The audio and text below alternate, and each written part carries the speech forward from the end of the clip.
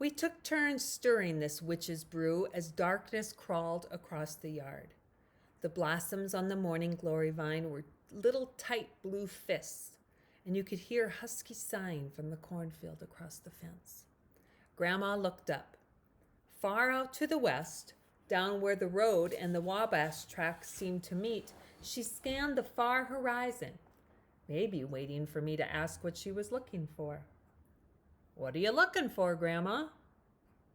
"The brakeman," she said, still scanning. "You mean a brakeman off the Wabash Railroad?" She nodded. "This is about the time of evening he's been known to show." "Who is he, Grandma?" She turned on me. "You mean you never heard the story?" She took over the stirring, turning the paddle with both hands. "It happened back in 1871, and it all came to pass because of the Great Fire of Chicago. The town of Decatur was sending a special train full of volunteers up to fight that fire Mrs. O'Leary's cow started. Of course, the railroad signals was very simple in them early times, and it was a foggy night. Somehow the train full of firefighters got on the same track as the Wabash freight train. They met head on. It was just a half a mile along those tracks, down by that stand of timber on the way to Salt Creek." Grandma nodded down the road to the timber, a dark smudge in the distance. "Killed a brakeman on the freight train with both engineers. Oh, you never saw such a mess?" Grandma shook her head. "I was only a babe in arms, but I remember it well. My ma walked the tracks down there and held me up to see it. They'd pried the locomotives apart and taken out the dead. But it was a sight to behold. They said the dead bodies looked like they'd been fed through a sausage grinder." I swallowed hard, but I was always interested in anything from her early life that might explain Grandma. The paddle in her hand turned slow in the foul brew as she looked down to the dark woods. Unfortunately, that wasn't the end of the story. She glanced my way. "The brakeman's been seen since." The darkness deepened around us and a star or two came out. "The brakeman who got chewed up like he'd been through a sausage grinder?" Grandma nodded. "Years go by without a sighting. Then on a hazy night, somebody'll see the brakeman down there beyond the rails, swinging an old-time railroad lantern. Oh, they'll spot a dim yellow light in the timber, like he's a wandering soul, still trying to head off that oncoming train." "Grandma," I said in a breaking voice, though my voice was beginning to break anyway, "are you talking about the brakeman's ghost?" She pursed her lips to give a considered opinion. "I don't say one way or the other. All I know is some people won't go down that road after dark by theirselves." Grandma had hiked her skirts to keep them out of the fire, and the glowing embers made it hot as noon. But goosebumps popped out on my arms. "Of course, I'm talking about ignorant people," Grandma said. "Superstitious people." I had trouble settling down that night. It was the first night of the visit, so that was normal. But every time my eyes closed, I saw the phantom brakeman with hamburger meat for a face, swinging a ghostly lantern through tree branches like skeletons. So I was up and down. As bad luck would have it, my bedroom window looked west to the haunted woods, and I'd keep getting up to look in case a lantern was swinging in the trees. But I didn't see anything. Then I was no sooner asleep than I was awake again. Some sound woke me, but I didn't move in bed, hoping not to hear any more. But I heard some snuffling, like crying. It seemed to come from Mary Alice's room. I thought I heard her voice too. Just a few words, though she never talked in her sleep. Now I was bolt awake, and the goosebumps were back. Wearing only my BVDs, I got up and looked out in the hall. Mary Alice's door was shut tight, though we never closed our bedroom doors, hoping for a breeze. We crept over, but didn't try the knob, which was bound to be locked. I rapped lightly. This brought forth a little startled yipping from inside.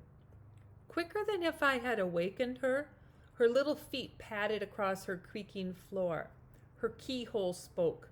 "What?" "Mary Alice, are you alone in there?" "Who wants to know?" "Who do you think? Are you?"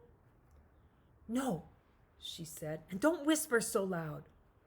"Well, who's in there with you?" "A puppy." "A puppy?" I said. "Where'd you get a puppy?" "The Cobb house." "You don't go in the Cobb house," I said. "He came out. He followed me home. I'm calling him Skipper." "That's what you're hearing, Joey. Don't tell Grandma. She doesn't believe in indoor pets." I gave up, though I didn't quite believe in the pet either, Skipper or whoever. But I was too tired to argue. I went back to bed and slept like a log. Grandma had already eaten her breakfast. She was at the stove fixing ours, sausage patties, which reminded me of the Brakeman, and buttermilk biscuits and fried eggs over easy. Mary Alice turned up promptly, looking perky and innocent. I remembered Skipper. When Grandma's back was turned, Mary Alice broke open a biscuit and stuck a sausage patty inside it. Then she pushed it down her shirt. She knew I was watching, but she didn't meet my eye. The eggs were runny, so that was a problem for her. She thought about making an egg sandwich to go with the other biscuit, but gave it up. When Grandma turned back to the table, Mary Alice had licked her platter clean. She skidded out of her chair and was gone back upstairs. Grandma gave her departing figure a long look. She'd mentioned that the night air would cool her brew to soap, so we went out to see. The embers were white, and sure enough, the pot was solid with soap. Well, something like soap. It reminded me of the cheese she had fed the catfish, and it didn't smell much better. My job was to pry it out of the pot. Grandma hunkered in the grass with a butcher knife to carve it into cakes. "This here's good soap," she remarked as she went at it with the knife. "It lathers good, and it'll take the top layer of skin right off you." The sun hadn't been up long, and the morning glories were just beginning to unfurl. Then, far down the road, a cloud of dust appeared, heading for town. Nearer, it was Miss Eubanks, the strings of her sunbonnet flying. She was standing up in her buckboard with a whip in her hand. Her old straw-hatted mule was galloping. I'd never seen a mule break into a trot, let alone a full gallop. The buckboard sped past the house, never slowing for town. Grandma stood up to watch it pass, fingering her chins thoughtfully. She gave me the chore of scraping out the soap pot, which looked like a long day's work. I had to roll the pot in the grass and climb halfway in with a wire brush to loosen the clinging soap. It was a mean job, and some very strange smelling stuff had gone into that soap. Grandma said that the full recipe for it would die with her. In an hour's time, I hadn't made a dent in it. By then, Mary Alice had come out on the back porch wearing her tap shoes. She began to run through one of her routines, calling out the steps. Shuffle, ball, change, step, step. Shuffle, ball, change, step, step. I was scraping away on the pot, and she was tapping away on the porch. And if you ask me, She was acting entirely too innocent. We heard a clapping of hoofs and a jangle of harnesses, and here came Miss Eubanks in her buckboard, back from uptown. She swerved into Grandma's side yard and drew up. The old mule was foaming at the mouth and looked near death. Its straw hat was hanging from one ear. Miss Eubanks dropped down and lit running. She pounded up on the back porch, shoving Mary Alice aside. But even Miss Eubanks did not quite dare to storm into Grandma's house. She gave the screen door a savage rattle, though.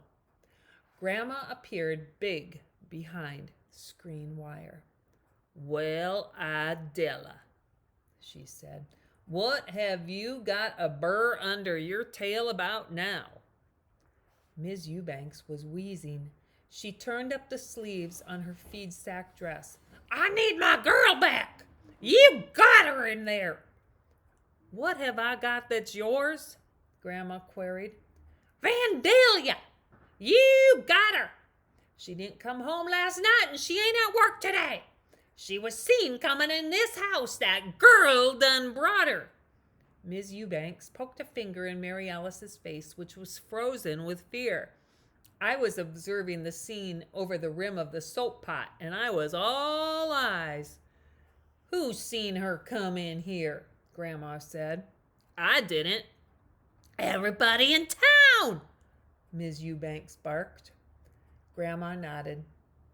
She knew everybody knew everything, often before it happened. "Well, let me tell you how it'll be, Idella," Grandma said in a reasonable voice. "If you want to search my house, you'll have to get past me. And I'll tell you something else for free. If you set a foot over that door sill, I'll wring your red neck." Miss Eubanks made one of her fists and seemed about to put it through the screen door. She was dancing with rage. With a strangled cry, "Ugh!" she dashed off the porch, heading for the buckboard. Her old mule saw her coming and shied. She rattled off the property, and Mary Alice stood there on the porch, wilting. Things quieted down after that. Grandma disappeared from the screen door. I went back to scraping the pot, and pretty soon Mary Alice went back to practicing her tap. But real slow, and her timing was all off. By noon, I knocked off work for a stop at the Privy before dinner. I was almost in it with only one thing on my mind when something moved in the Cobb House door. Somebody was there, and he stepped out into my path. I nearly jumped over the Privy. It was a guy in a tight suit and a high collar and a silk necktie. I'd seen him uptown, but I couldn't put a name to him. He looked me over and decided I was old enough that he'd have to deal with me. "Junior Stubbs," he said, putting out a hand to shake. I said. "Could you wait a minute?" When I came out of the Privy, he gave me a business card that said, "Stubbs and Askew, General Insurance Agents, Wind and Fire Coverage our specialty." "I'm in business with my daddy," he explained. "Merle Stubbs." I fingered the card. I doubt if my grandma is in the market for insurance. "Mrs. Dowdle?" "Oh," he said, "you can't sell her anything." He had a jiggly Adam's apple, I noticed. "I happened to be passing by," he said. Between the Cobb House and the Privy? "Well, no." He looked down at his shoes. "I was holed up here, to tell you the truth. I'm on my lunch now. You got Vandalia Eubanks in your house, am I right?" "Everybody says so," I said. "Why, do you want to sell Vandalia some insurance?" "No," he said. "I want her." I blinked in the midday sun while he waited for me to work this out. "Could you get a message to Vandalia?" he asked, pulling out another of his cards. "You can read what's on the back of it, just to show you I mean business." I turned the card over, and it said, Come steal away with me, sweetheart. Let nothing no longer keep us apart.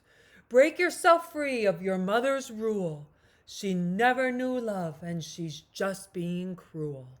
I love you, honey, Junior. My ears burned like fire. Now that I was 13, it took less than this to embarrass me. Do your best, he said. It's now or never for me. If her old ma gets her home again, I'm a dead duck. Tell Vandalia I'll be back in the cob house tonight by dark, with hope in my heart. Then Junior cut out. I watched him scale Grandma's back fence in his suit. By mid-afternoon, I had done all I could do on the soap pot, and a nickel was burning a hole in my pocket. I was thinking hard about a knee-high, but before I could make my escape, a car pulled up in front of Grandma's house, a 1930 Ford Model A sedan. A lady and a man got out and started up the front walk. I went in the kitchen door, not wanting to miss anything. Grandma was already at the front door, and Mary Alice was hanging around the foot of the stairs that led up to the bedrooms. I palmed Junior's poem to her, and she stuck it down the front of her shirt where the sausage sandwich had gone earlier. Junior'll be in the cob house by nightfall, I murmured, and Mary Alice nodded. Whatever you're selling, Merle, Grandma was saying at the front door. I don't want any. Mr. Merle Stubbs and his wife overflowed the front door. Now, Mrs. Dowdle, I'm not here in my professional capacity. I've took time off work and brought Mrs. Stubbs with me to have a friendly word with you.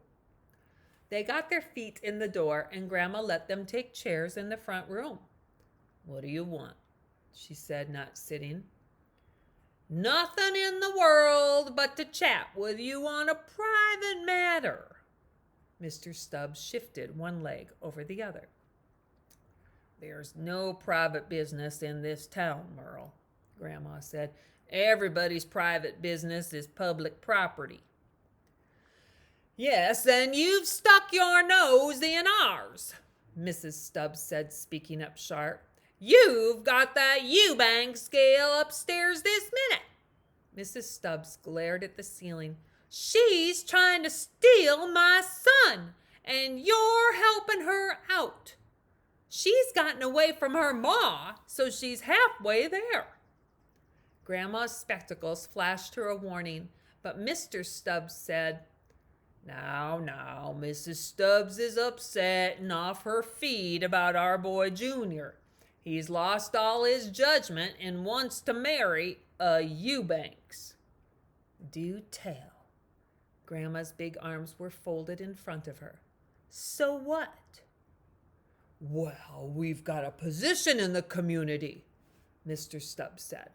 We don't need a connection with such as the Eubankses. I'm as democratic as the next guy, but there's limits. Besides, Idella Eubanks is half cracked, and it could run in the family. Think of the children. Have you talked it over with Junior? Grandma asked. You can't talk sense to him, Mrs. Stubbs replied. He's bewitched. Mary Alice and I lurked near, taking in every word. About the only thing Vandalia and Junior had going for them as a couple was that they weren't cousins. A thud occurred then. Mary Alice and I both heard it. Something hit the outside of the house. Nothing loud, just a thud. Grandma heard. She began to drift toward the front door, but she went on talking to the Stubbses. Well, it's no skin off my nose, she said calmly, but seems like your boy's old enough to make up his own mind.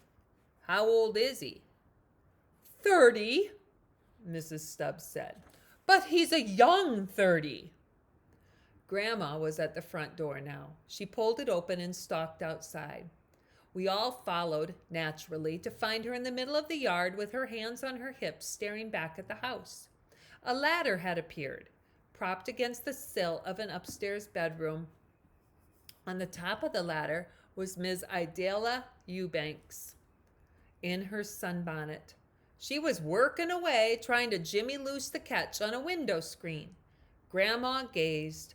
Of all the invasions on her privacy, this one took the cake.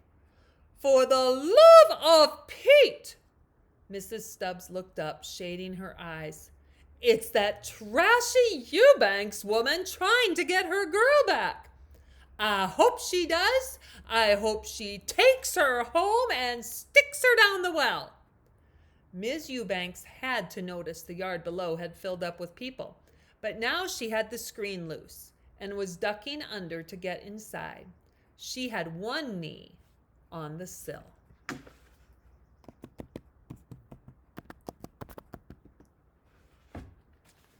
That's as far as she got. Grandma strolled over and took the ladder in both hands. She jerked it free on the ground and it fell, scraping down the house. It must have seemed to Miss Eubanks that the world had dropped out from under her. She had one knee on the windowsill and the rest of her was in space. She grabbed the window screen and it came with her as she fell. She was in the air a long moment, turning as she dropped, legs working hard. Then she crashed through the snowball bushes, still clutching the screen. "Jumpin' Jehoshaphat!" Mr. Stubbs cried. "And she's not insured!" The top of a nodding snowball had snagged her sunbonnet, but Ms. Eubanks herself was down among the roots, beginning to crawl out from under the bushes that had broken her fall. Again, she was wheezing. Forgetting their differences, Mr. Stubbs would have gone to her aid, but Mrs. Stubbs took him in hand and headed to their ford. Over her shoulder, Mrs. Stubbs called back, "I hope this puts an end to the entire unfortunate business, and I don't want any more interference from you, Mrs. Dowdle." "Get in the car, Lula," Mr. Stubbs said, and they gunned away as fast as a Ford goes. Miss Eubanks sat in the yard dazed. Grandma stood above her. "There's my property line," she said, pointing it out. "Get over it." Miss Eubanks limped away, steaming. Where she'd parked her mule, I didn't know, if it was still alive. She turned around just off Grandma's territory. "You done abdicated my girl," she howled, "but I'll get her back. You watch." I looked up at the bedroom window with the missing screen. A face appeared there briefly, ghostly pale, and it wasn't Skipper the puppy. By 8 o'clock that night, the whole town knew everything. Defying his parents Lula and Merle, Junior Stubbs was known to be in Grandma's cob house waiting to make his move, and Vandalia Eubanks, tucked away upstairs in Grandma's house, was ready to make hers, in spite of her half-cracked mother, Idella. The Wabash Cannonball train was due through on its run between Detroit and St. Louis. It was going to make its usual quick stop at 8:17, and the runaway couple were going to elope on it. Everybody said so. The Coffee Pot Cafe was doing its best business in several years because its front windows looked out on the depot. Word had spread, and people had driven in from all over the county to witness the showdown. The Stubbses meant to be on the platform to talk Junior off of it. The whole Eubanks clan was coming to town to get Vandalia back. Nobody agreed on how many big brothers she had, but there were several. Things didn't go according to plan, though. When the Wabash Cannonball steamed in on schedule, the town bulged with people, but the Lovebirds, Junior and Vandalia, were absent. The Cannonball pulled out without them, leaving Merle and Lula Stubbs and all the Eubankses milling on the platform. The train gathered speed past Grandma's house, and Grandma was at the front door to see it go through. Mary Alice watched from an upstairs bedroom window. But then, with a piercing shriek that rent the night air, the powerful locomotive set its brakes. It skidded a quarter of a mile before it could come to a stop.